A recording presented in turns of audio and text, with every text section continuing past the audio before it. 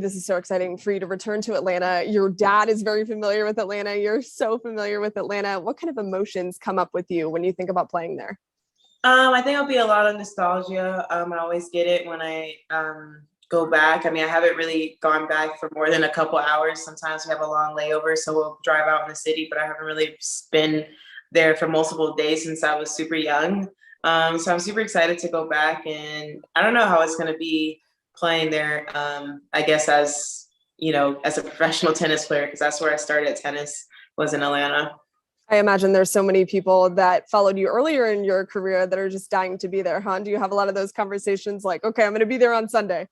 Yeah, a lot of people, mostly more say my mom and my dad's friends. A lot of them are looking forward to obviously people that we grew up around when I was super young. But I haven't really got the chance to see them since then. So I'm excited just to see some familiar faces and people who kind of watched it all happen from the beginning. And one of your mixed doubles partners, Jack Sock, will be there. Tell me about that relationship and how much fun you had playing that. Yeah, I didn't know Jack at all really beforehand, so I wasn't sure how it was gonna be. And like I feel like I'm just super awkward. So I was really nervous to play with him. Obviously, he's unreal at doubles and unreal at singles, unreal at everything, but I just didn't, I'm pretty good too, but I don't know. I just thought I was gonna mess up or whatever, and I did in some moments. It was really fun. He's super fun, and hopefully he does well in Atlanta. Maybe I might try to see one of his matches if it's not too hot. It's definitely going to be hot, I'll tell you that. But Yeah. you know about the heat, so it's fine.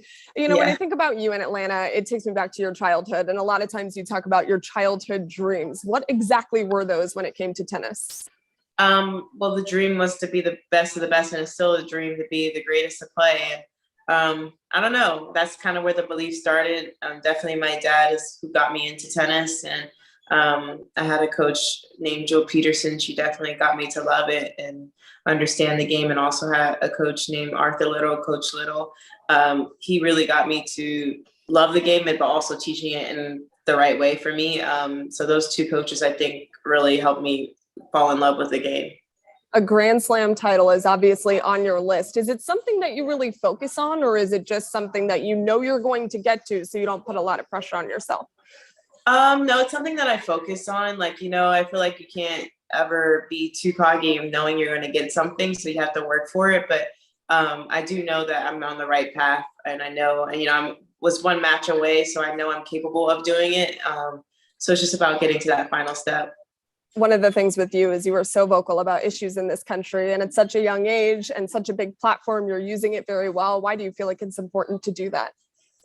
I think, well, for me, I kind of want to, ever since I was young, my parents and my grandparents always put that, instilled us in us to never be afraid to use your voice and bring out issues that you want to talk about. And so I never felt, I guess, scared to say something. And I always try to think about what I want to say and how I want to say it and how it can look from kind of all types of backgrounds. And I try to put it in a way that everyone can understand, or can at least try to understand.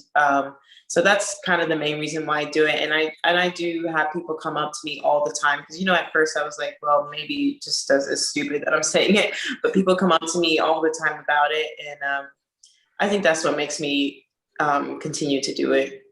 Okay, last question for me. I know that Wimbledon didn't work out the way that you wanted it to, but you've got some lofty goals, I'm sure, for yourself to continue this year. What are they? Well, the goal is hopefully to hold up the U.S. Open trophy.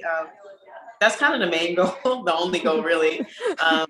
That's really the goal every year. I mean, yes, winning this, the other tournaments are great. Don't get me wrong, but I think that there would be nothing more satisfying than that.